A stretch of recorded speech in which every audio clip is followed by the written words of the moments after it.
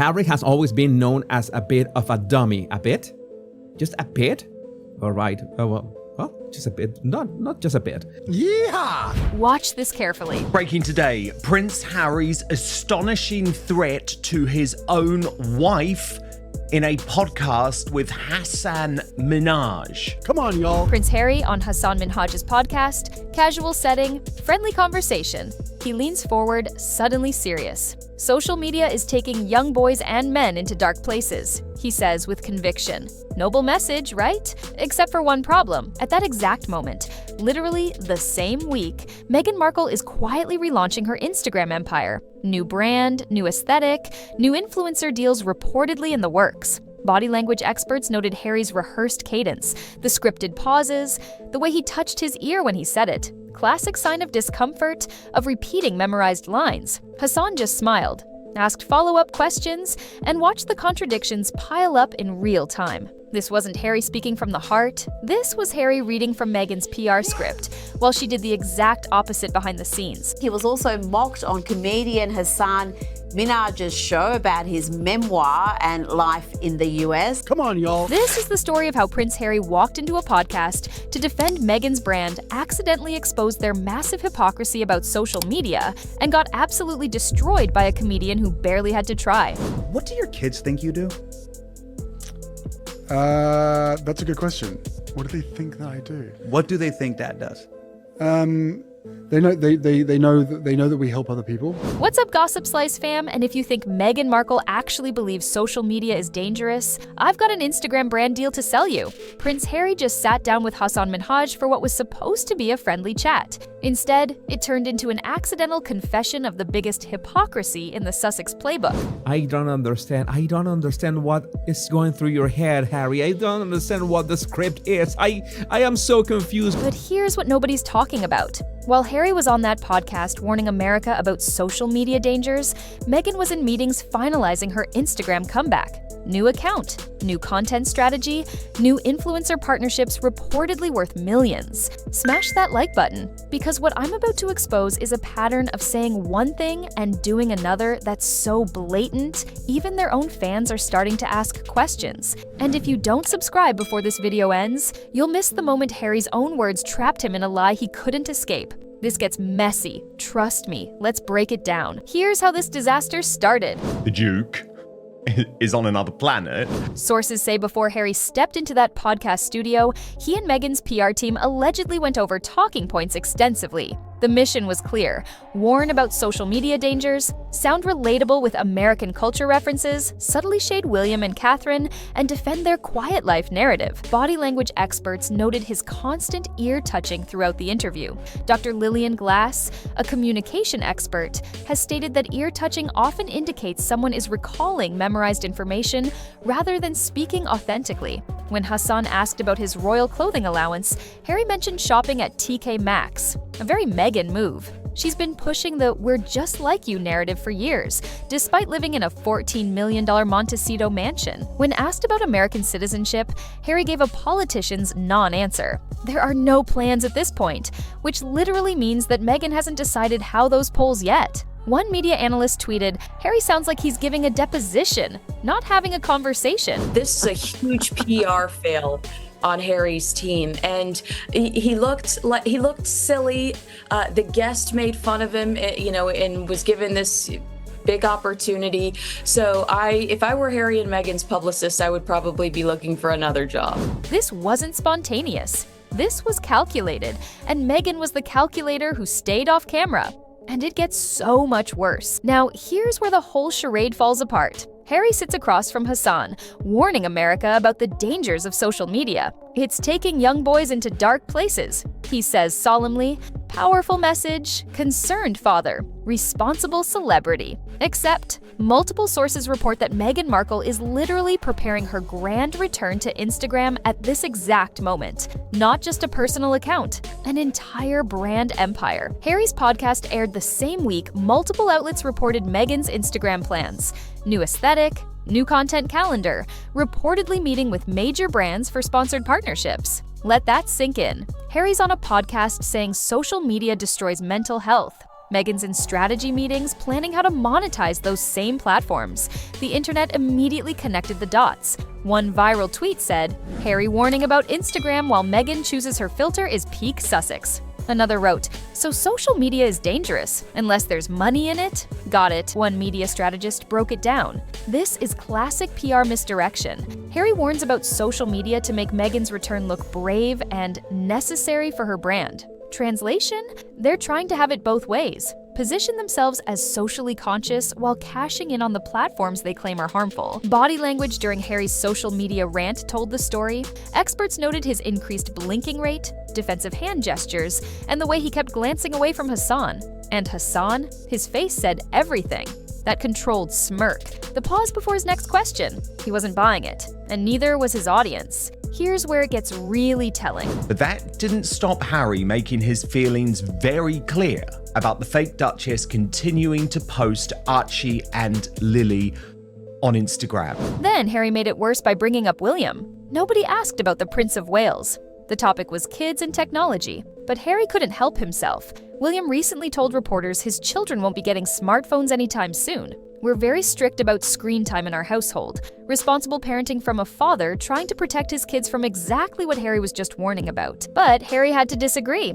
Had to make William look out of touch. Kids without phones might face bullying, Harry argued. His kids are 6 and 4 years old. They're not getting cyberbullied. They're worried about juice boxes and playground time. Body language experts noted how Harry's entire demeanor changed when he mentioned William. Voice got higher and faster, leaned forward aggressively. Hand gestures became more animated. One expert said, "That's not organic emotion. That's borrowed resentment coming through." Translation? Meghan's decade-long grudge against Catherine and William is living in Harry's head and coming out of his mouth. The irony was devastating. William is actually doing what Harry claims to want, protecting kids from social media.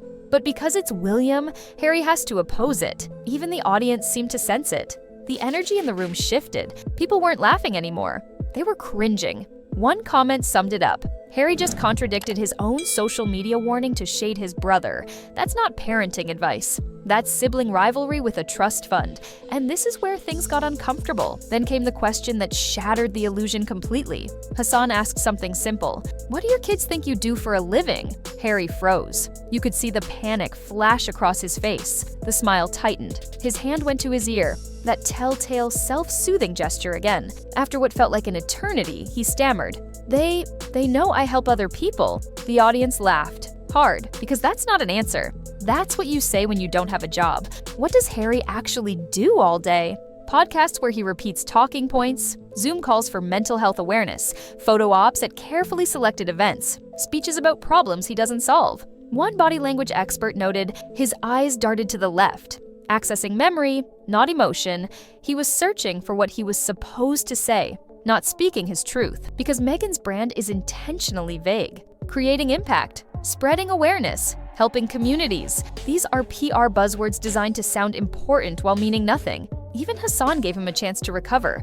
There was a long pause, but Harry couldn't, because there's nothing to clarify.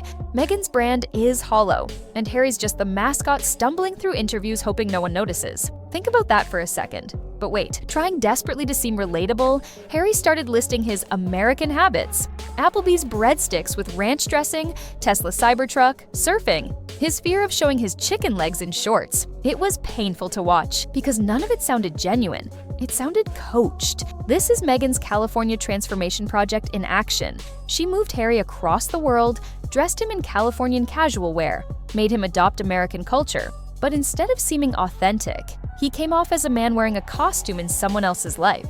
Twitter roasted him. Harry trying to sound American is like watching someone read a script in a language they don't speak. He's a British prince pretending to be a Silicon Valley dad. Pick an identity, Harry. Even the live audience's laughter had shifted. It wasn't good-natured anymore. It was uncomfortable. Secondhand embarrassment. The breadsticks with ranch moment became an instant meme. Within hours, it was trending, but not in a good way. One viral tweet said, "Meghan turned a prince into an Applebee's spokesperson, and somehow that's the least embarrassing thing in this interview. Harry's not American. He's not Californian. He's a British prince playing dress-up in Meghan's California fantasy, and the world can see straight through it.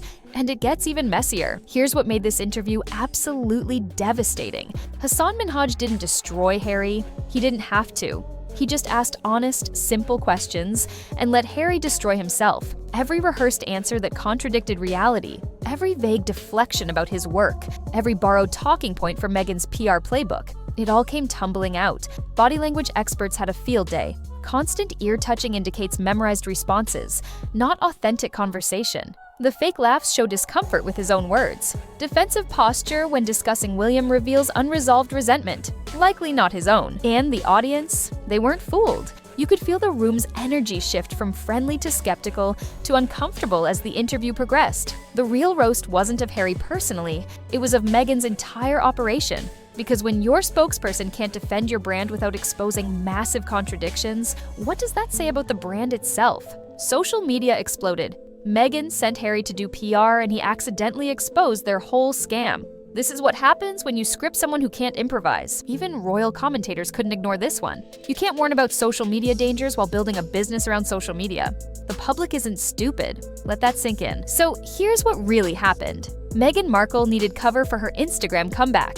She needed Harry to warn about social media dangers. So when she returns to those platforms, it looks brave and necessary for her brand. So she sent Harry to Hasan Minhaj's podcast with a script, warn about social media, while she plans her Instagram empire. Sound relatable with American references, all calculated, shade William to settle her grudge, not his, and stay vague about actual work because there is no real work, and Harry executed the plan perfectly. Too perfectly. Because when you're that rehearsed, that scripted, that detached from your own words, people notice. See the pattern? Meghan wants Instagram success, so Harry warns against Instagram. Meghan hates William and Catherine, so Harry criticizes their parenting. Meghan needs Harry to seem American, so he memorizes cultural references. Meghan's brand is vague, so Harry can't explain what he actually does. Every contradiction, every hollow answer, every desperate attempt to seem genuine. It all traces back to Meghan. Harry didn't fail that interview because he's incapable. He failed because he's living someone else's life, speaking someone else's words, defending someone else's hypocrisy. And when Hasan asked real questions, the whole performance collapsed. The devastating truth, while William and Catherine quietly raised their children away from social media, actually doing what Harry claims to want, Meghan is building an Instagram empire and using Harry as the spokesperson for why it's okay. The hypocrisy isn't just obvious. It's calculated. And on Hasan Minhaj's podcast, with millions watching, the mask finally slipped. So GossipSlice fam, there you have it. Prince Harry walked into a podcast to defend Meghan Markle's brand and accidentally exposed the biggest hypocrisy in their entire operation. Real talk. Do you think Harry actually believes what he's saying, or is he just reading Meghan's script? Drop a clown emoji in the comments if you think Harry's a puppet. Drop a phone emoji if you think Meghan's Instagram comeback proves they're hypocrites. And if you think Harry warning about social media while Meghan launches an Instagram empire is the most Meghan thing ever, drop a laughing emoji in the comments right now. Like this video, smash that subscribe button, and hit the notification bell because when Meghan's Instagram officially launches, you know we're breaking down every calculated post. This is GossipSlice, where we serve the truth one slice at a time. I'll see you in the next one. Peace.